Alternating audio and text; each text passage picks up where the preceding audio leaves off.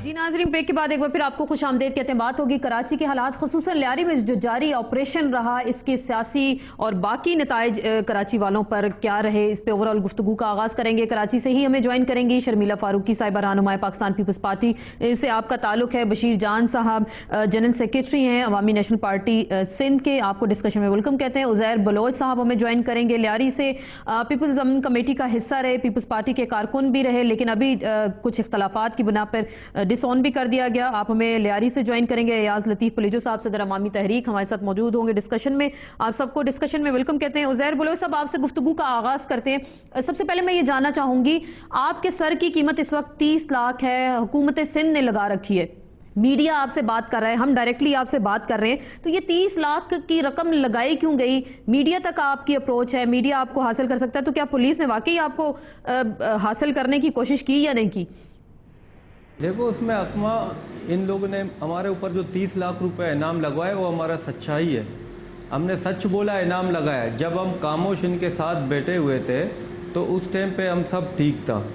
इनके साथ जलसा जुलूस, कायम अली शाह, कादिर पटेल, जुल्फ़िकार मिर्ज़ा और रफ़ीक इंजीनियर, नबील गबोल, हम सब एक साथ थे, कुछ नहीं मांग रहे थे। तब हम सब सही था। जब आज हम लोगों ने रोज़गार मांगा, लियारी के तरक्याती मसले मसाइल में बात की, लियारी के स्कूलों के लिए बात की, लियारी के हॉस्पिटलों के लिए बात की, तो हमारे ऊपर केसेस बनवाए गए। आप पे केसेस बनाए गए। रहमान मलिक साहब कह रहे हैं कि पीपल्स अमन कमेटी जो है वो दहशतगर्दों की तंजीम है। आपकी सरपरस्ती, जहां तक मुझे याद है, ये पीपल्स अमन कमेटी को हमेशा ऑन किया जुल्फ़िकार मिर्जा साहब ने, तो ये दहशतगर्द जमात एकदम से कैसे बन गई? देखो, ये अगर दहशतगर्द तंजीम है पीपल्स अमन कमेटी, तो ज़ैली तंजीम है पाकिस्तान पीपल्स पार्टी का, तो पाकिस्तान पीपल्स पार्टी दहशतगर्द तंजीम है। तो हम तो सन 1968 से पीपल्स पार्टी से बाप दादाओं से साथ होके आ रहे हैं। आज जो अगर हमें दहशतगर्द कहते हैं, तो मेरा ख्याल से दहशतगर्द तो फिर तमाम पीपल्स पार्टी के नुमाइंदे, मिनिस्टर, पीपल्स पार्टी के जियाले दहशतगर्द हैं। हमने ऐसा कौन सा गुनाह किया जो लियारी वालों को जो है 30 लाशों के तोहफे दिए, लियारी वालों को जो है उसको यरगमाल बनाया 17 लाख अवाम को? मैं पूछता हूँ उसकी वजह क्या थी? शर्मिला, आप जाहिर बात है आपका सिंध से ताल्लुक है, कराची से ताल्लुक है, आपने भी देखा लियारी का जो ऑपरेशन हुआ, तो ये फिर क्या गवर्नमेंट की मर्जी से हुआ? ये कहा जा रहा है, रहमान मलिक साहब का कहना है कि आईजी सिंध की मर्जी के बगैर ये ऑपरेशन हुआ, तो ये फिर ऑपरेशन को किसने कंट्रोल किया? गवर्नमेंट ऑफ सिंध ने किया या फिर ये किसी एक आम SHO के कहने पर ये ऑपरेशन हो गया था? देखिए अस्मा, पहले तो मैं एक चीज़ बड़े वाज़े तौर पे क्लियर करती चलूँ कि अमन कमेटी ना कभी पीपल्स पार्टी की कोई तंजीम थी, ना है, ना कभी हो सकती है। मुझे कोई एक शख्स मुझे मिलवा दें या कोई फुटेज दिखा दें कि कभी किसी ने ये आसमा मेरा फेसबुक चेक करें। फेसबुक में कायम अली शाह की तस्वीर हमारे साथ है और नबील गबोल के साथ है, कादिर पटेल के साथ है, जुल्फ़िकार मिर्जा के साथ है। अब्दुल्ला मुराद की बरसी में इन्होंने खुद कहा था कि पाकिस्तान पीपल्स पार्टी की ज़ैली तंजीम है अमन कमेटी। आज ये तस्लीम न करें, ये नए मॉडल है, हम पुराने मॉडल है, हमें पता है, इनको कुछ पता नहीं है। ये आज पीपल्स पार्टी में आए हैं आसमा, इनको कुछ पता नहीं है पीपल्स पार्टी के मंशूर क्या है, इसको तो पूछे।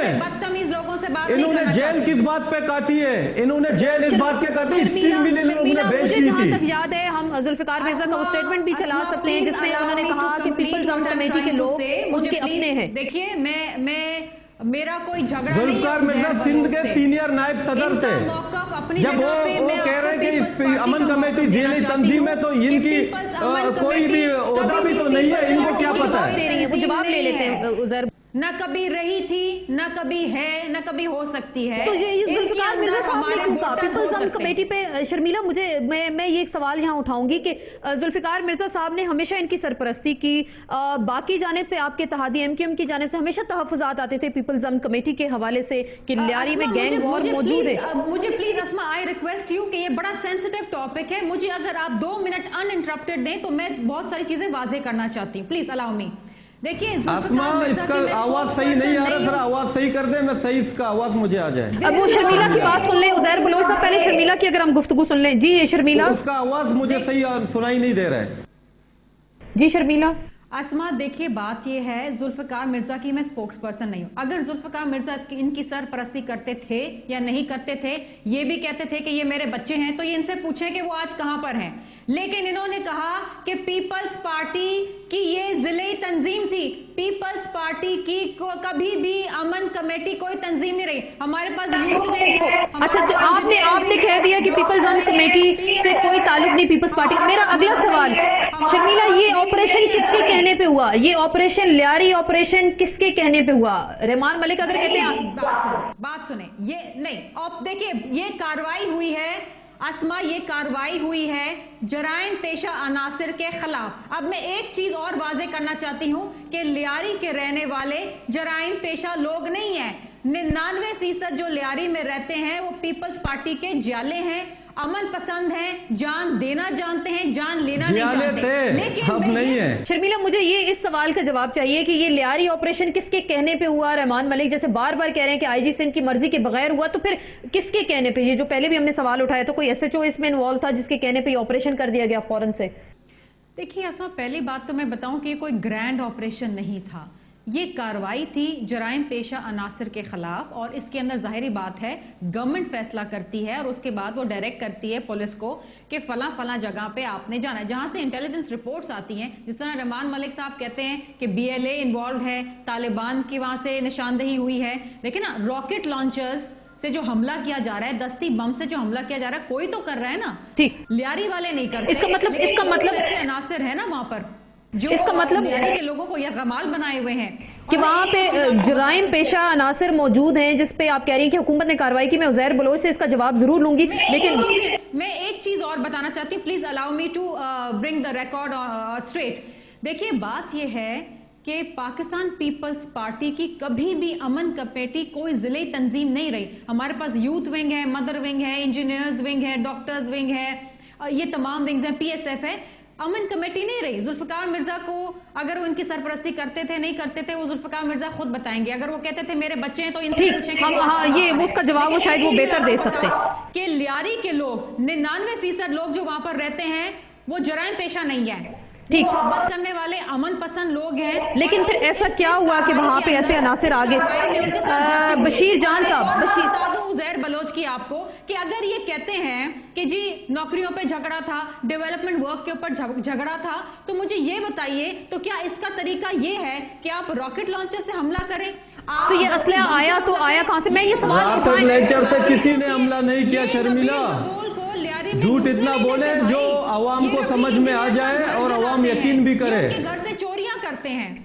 ठीक है, गोलियां कहां से आई, रॉकेट लॉन्चर कहां से? बशीर जान साहब आप बिल्कुल, गोलियां जो है पीपल्स पार्टी ने हमें दी हैं, ये असला के परमिटे भी पीपल्स पार्टी ने दिए हैं। आसमा, अगर इनको लाइसेंस्ड असला पीपल्स पार्टी ने दिया आसमा, इनसे पूछो कि तुमने कौन सा ऐसा गुनाह किया, आप जेल गई है, आपके साथ जेल में कैसा सलूक किया गया है? इससे ये सवाल आसमा पूछे। मुझे ये बता दे उज़ैर बलोच साहब, मुझे ये बता दे, शर्मिला, इन लोगों ने स्टील मिल तबाह कर दिया था, स्टील मिल को बेच रहे थे ये लोग, पकड़े गए थे पराठ के केस में। उज़ैर बलोच, शर्मिला, मैं एक सवाल कर लूं। उज़ैर बलोच साहब, आप मुझे ये बता दें, एक तो उन्होंने 2-3 बातें की, मैं बशीर जान साहब से भी मैंने 1-2 सवाल करने। आप मुझे, एक उन्होंने कहा पीपल्स अमन कमेटी पीपल्स पार्टी का हिस्सा नहीं, दूसरी जानिब उन्होंने कहा 99% वहां पे लोग जराइम पेशा नहीं है, बड़े प्यार करने वाले लोग हैं। तीसरी बात, असला कहां से आया? 3 बातों के जवाब दे दें, असला वहां पे कहां से आया? ये आप लोग को बातें करने नहीं छोड़ेगी, ये बोलती रहेगी, आसमा अपनी बात करेगी। जी उज़ैर बलोच साहब, आप इसी की सुने, ये दुनिया देख लेगी।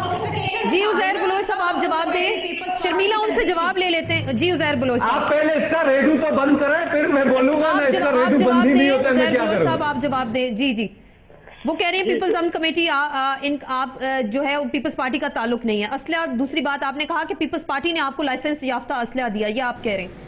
आप इनसे पूछे आपका ओहदा क्या है पीपल्स पार्टी में? लेकिन आप इस सवाल का जवाब हम जो है, जब जुल्फकार मिर्जा सिंध के सीनियर नायब सदर थे और वजीर दाखिला सिंध भी थे, वो जब एक्सेप्ट कर रहे हैं तो ये कौन होते हुए एक्सेप्ट नहीं कर रहे हैं? हमको असला पाकिस्तान पीपल्स पार्टी ने अपनी दिफा के लिए दिया था, कलाशनों की परमिट है, और जो है उसमें जी, मैं एक मिनट, मेरी दोनों से गुजारिश है, मेरी दोनों से गुजारिश है, अपनी दफा के लिए एमक्यूएम यहाँ पर दहशतगर्दी करती है, एक बात, एमक्यूएम यहाँ पर ग्रेनेड फेंक रही है अंधेरे में जब बिजली चले जाता है, तो इस वजह से हमें ये लाइसेंस दिए, आपको असला दिया गया ने दी है, ठीक, अपने हिफाजत के लिए आपकी और ये जब इस चीज को नहीं मानते, जब मैं इनसे ये पूछता हूँ, जब सैलाब हुआ था पूरे सिंध में, जब अंदरूनी सिंध के लोग लियारी में आके जब हम उनके साथ शाना बशाना थे, शर्मिला उस टाइम पे हमारी साथ थी, उस टाइम पे पूरा अमन कमेटी के लोग इसके साथ शाना बशाना घूम रहे थे, उस टाइम पे क्या थी? मैं बिल्कुल आज लियारी को बोल रही है कि जो है उसमें आप बलोच साहब आपने जवाब दिया, बशीर जान साहब काफी तहम्मुल से आप दोनों को सुन रहे हैं और बड़ी तहम्मुल से सुन रहे हैं और मैं अप्रिशिएट भी करूंगी। बशीर जान साहब आप भी सिंध का हिस्सा हैं, एक बड़ी अहम पार्टी है आपकी, वहां पे आपका कराची में टारगेट किलिंग्स जब भी होती हैं तो दोनों पार्टीज हमने देखा बड़ी मेजर वहां पे आमने सामने हो जाती हैं। लियारी में जो कुछ हुआ इस पे ANP खामोश क्यों है? कहा गया रहमान मलिक साहब ने वहां तालिबान आ गए, BLA वाले आ गए, तो आप क्या समझते हैं सिंध की एक अहम पार्टी होने के नाते लियारी में क्या कुछ हुआ? आप लोगों की राय में वहां पे हुआ क्या? देखिए आसमा, मैं तो ये समझता हूँ कि कराची के 18 टाउन है और उसमें लियारी भी एक टाउन है, और लियारी की तारीख रही है कि इस मुल्क में कभी भी इसने किसी आमर का साथ नहीं दिया, किसी डिक्टेटर का साथ नहीं दिया, बल्कि हमेशा जमहूरी पार्टी के साथ रहे और जमहूरी तहरीकों का हिस्सा रहे।